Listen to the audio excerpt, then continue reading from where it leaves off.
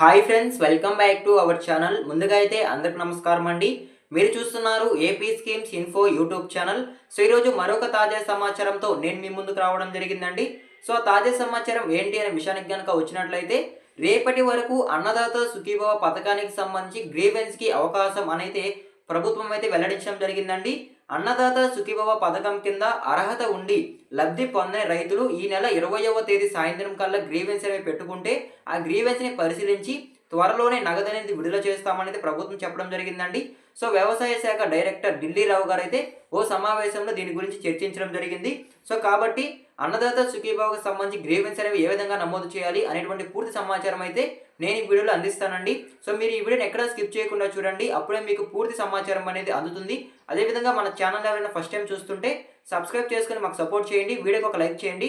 So ఇక late చేయకుండా డైరెక్ట్గా టాపిక్లోకి అయితే వెళ్ళిపోదామండి.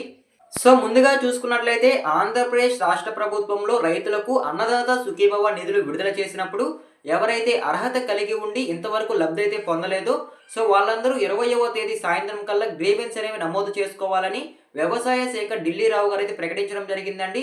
సో వాళ్ళందరూ గ్రీవెన్స్ కనుక నమోదు చేసుకుంటే ఆ గ్రీవెన్స్ని పరిశీలించి సో వాళ్ళు ఒకవేళ అర్హత కలిగి ఉన్నట్లయితే వాళ్ళకి నిధులనేవి విడుదల చేస్తారు అనేది ప్రభుత్వం చెప్పడం జరిగినట్లు ఢిల్లీ రావు గారు అయితే ప్రకటించడం జరిగిందండి. కాబట్టి ఎవరైతే అర్హత కలిగి ఉండి లిస్టులో పేరు రాలేదో సో వాళ్ళు వెంటనే గ్రీవెన్స్ అనేవి నమోదు చేసుకోనండి. కేవలం ఒక్కరోజు మాత్రమే గడువు ఉంది. సో ఈ ఒక్కరోజు లోపల మీరు గ్రీవెన్స్ అనేవి నమోదు చేసుకుంటే సో మరికొన్ని రోజుల్లో నిధులు అనేవి 5,000 రూపాయలు మీ బ్యాంక్ ఖాతాలో జమ అవ్వడం జరుగుతుంది.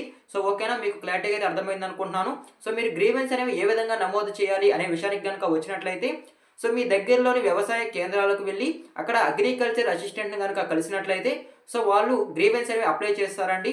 సో ముందుగా మీరు మీ ఆధార్ కార్డ్ నెంబర్ అనేది ఎంటర్ చేసి మీకు ఏ కారణంగా డబ్బులు అనేవి జమ కాలేదో అది చెక్ చేసుకోండి. ఆ చెక్ చేసుకున్న తర్వాత ఆ కారణంతో మీరు గ్రీవెన్స్ అనేవి నమోదు చేసుకోవచ్చండి. కేవలం ఒకరోజు మాత్రమే గడువు ఉందండి. సో మీరు 20వ తేదీ సాయంత్రం కల్లా గ్రీవెన్స్ అనేవి నమోదు చేసుకుంటేనే మీకు విడుదల చేసినప్పుడు సెకండ్ ఫేజ్ అమౌంట్ అనేది రిలీజ్ చేసినప్పుడు మీ ఖాతాలో డబ్బులు అనేవి జమ అవ్వడం జరుగుతుందండి. సో ఓకేనా, మీకు క్లారిటీగా అయితే అర్థమైంది అనుకుంటున్నాను. అదే విధంగా నెక్స్ట్ చూసుకున్నట్లయితే ఆంధ్రప్రదేశ్ రాష్ట్ర ప్రభుత్వంలో అన్నదాత సుఖీభవ నిధులు విడుదల చేసే ముందు ప్రభుత్వం అయితే ఎవరైతే రైతులు ఈకేవైసీ చేయించుకొని ఉంటారో వాళ్ళకి మాత్రమే నిధులు అనేవి జమ చేస్తామని చెప్పడం జరిగింది.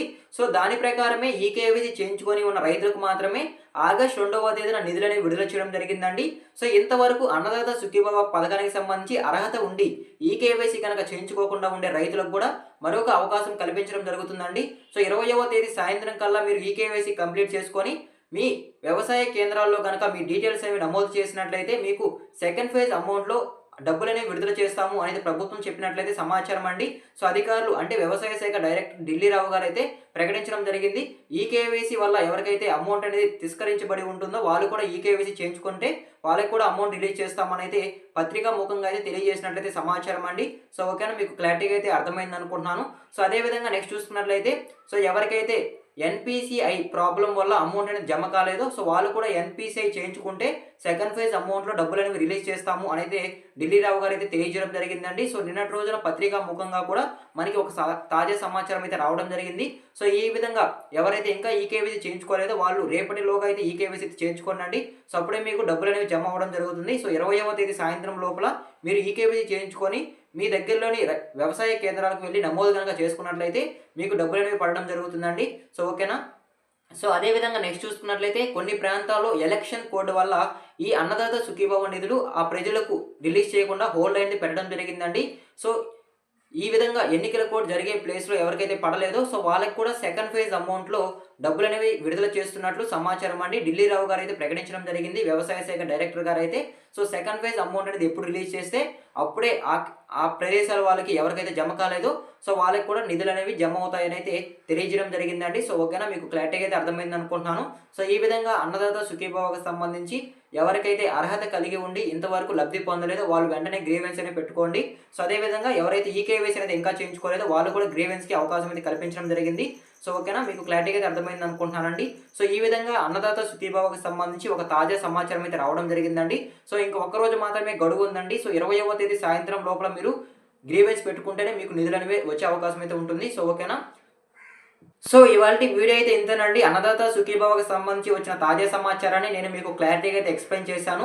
సో మీకేదైనా డౌట్స్ ఉంటే కామెంట్ చేయండి. నేనైతే రిప్లై ఇస్తాను. సో అదే విధంగా ఎండ్ వరకు చూసిన థాంక్ యూ ఫర్ వాచింగ్ అండి. మరొక ఇంట్రెస్టింగ్ వీడియోతో మీ ముందుకు వస్తాను. అంతవరకు జై హింద్.